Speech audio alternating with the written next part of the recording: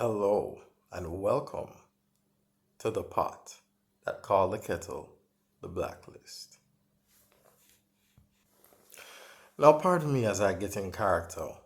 Whoa, sorry about that. Pardon me as I get in character. So, today we're going to be talking to Deputy Director Harold Cooper. So, give me a second while we have that conversation.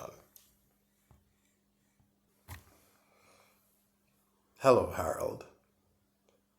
Sounds familiar, doesn't it? Or should I say Deputy Director Harold Cooper? Or should I say Agent Cooper? Which is it?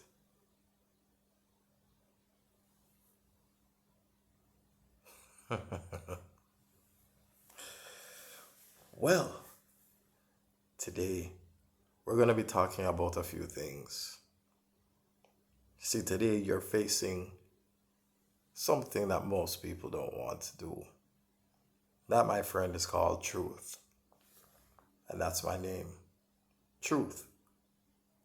Today we're going to talk about your pros, your cons, your victories, your losses, your perfections, your flaws. And of course, we don't highlight anything in particular. There are no favorites. Everyone gets the same conversation, Harold. Everyone. Even Reddington. Especially Reddington. But don't worry, not just him. Elizabeth, too. Oh, especially Elizabeth. Mr. Kaplan as well. Hell, we even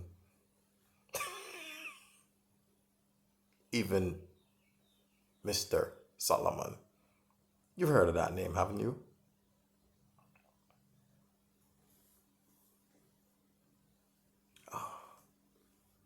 So, why are you here?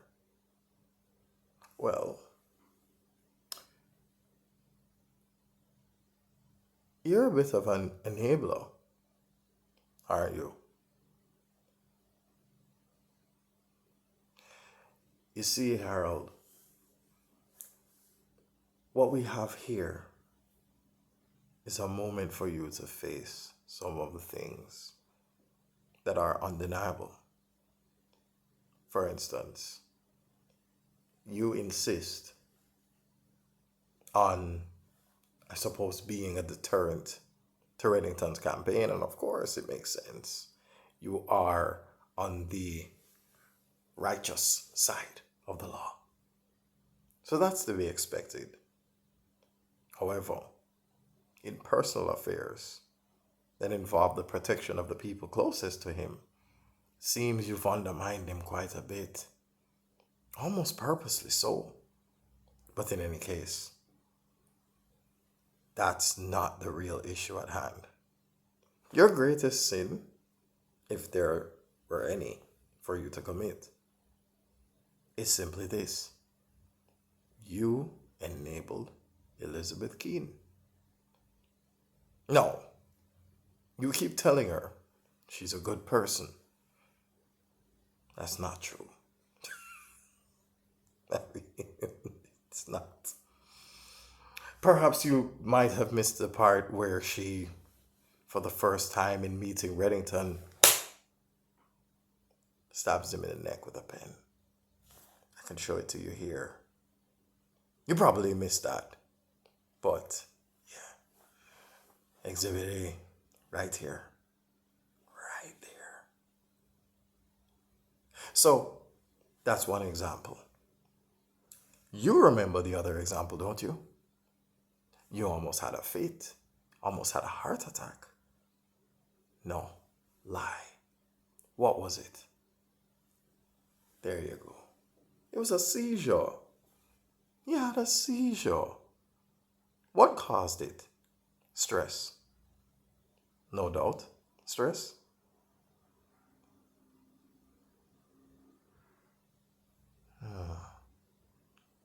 So you're saying she withheld information from you about the true whereabouts of Tom. Is that right?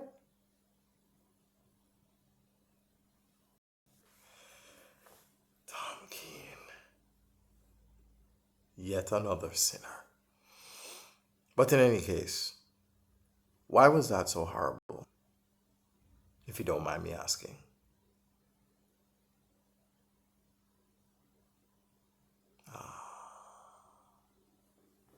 Indeed.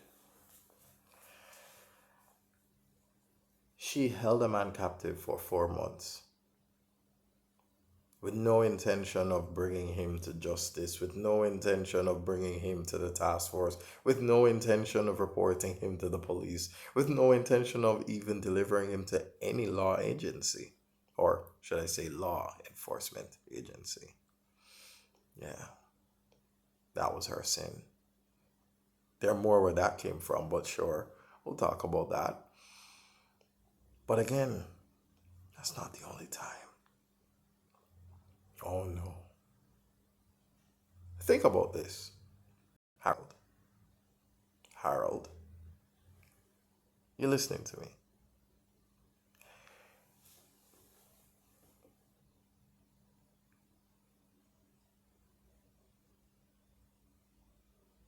Fair.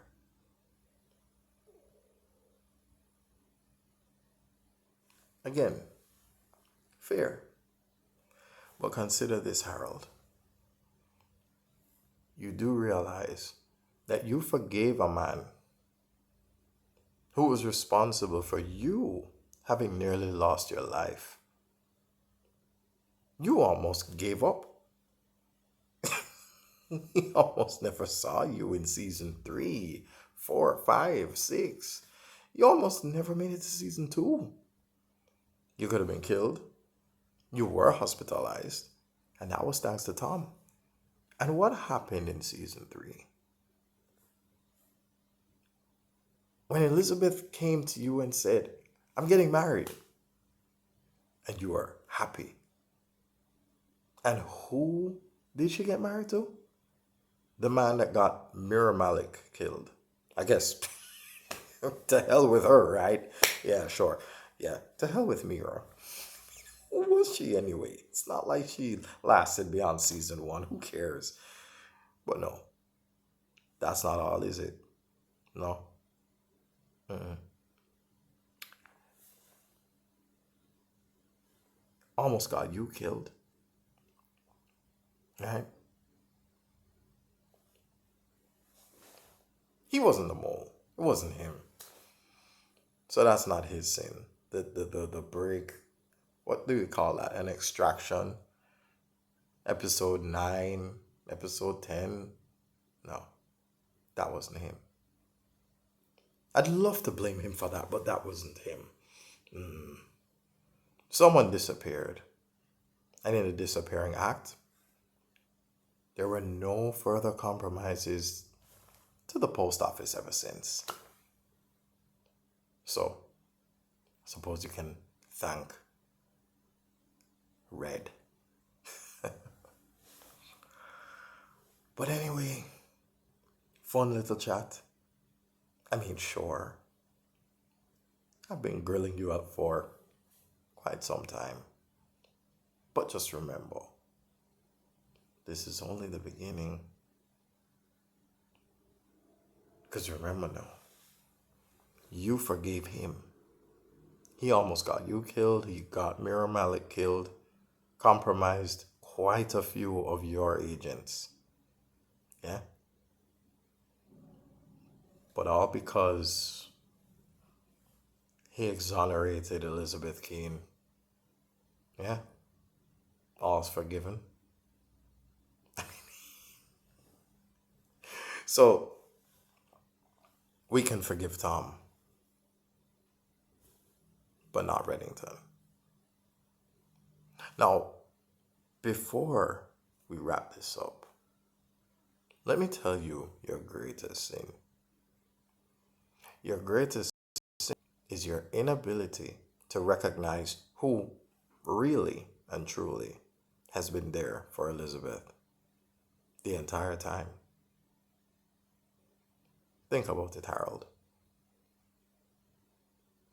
When she implicated, hmm? When she was going to be implicated, do you remember where she was?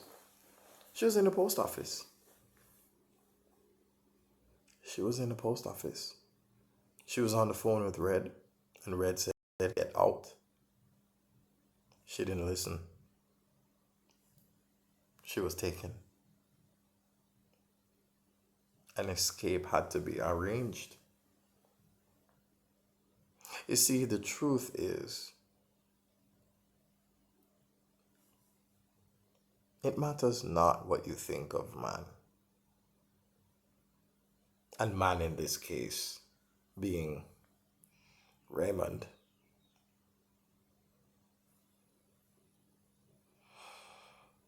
Man is quite the sinner. Man, aka vis-a-vis Raymond Reddington, decided that he was going to walk in. Just walk in, turn himself into the FBI. Why? Who knows? Well, the truth is, you don't know. In fact, even up to the most recent time, you still haven't the faintest or foggiest of ideas. This is why. This is called the pot that called the kettle the blacklist. And why might that be? Why do you think that is?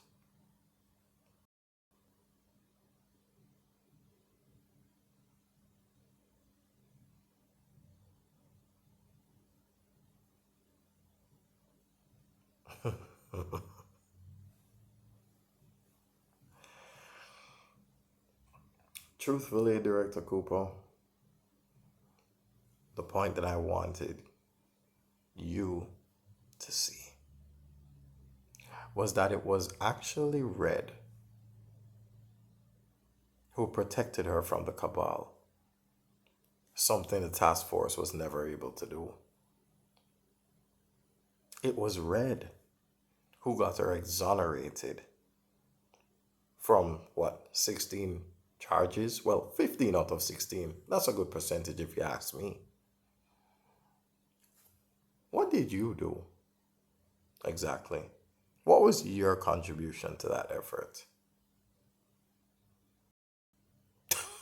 Yeah, you did everything you could within the constraints of the law. See how that works? Then what would you be? You realize that that's how life works. Proton, electron, positive, negative. Anion, cation matters not. There has to be a left, a right, an east, a west.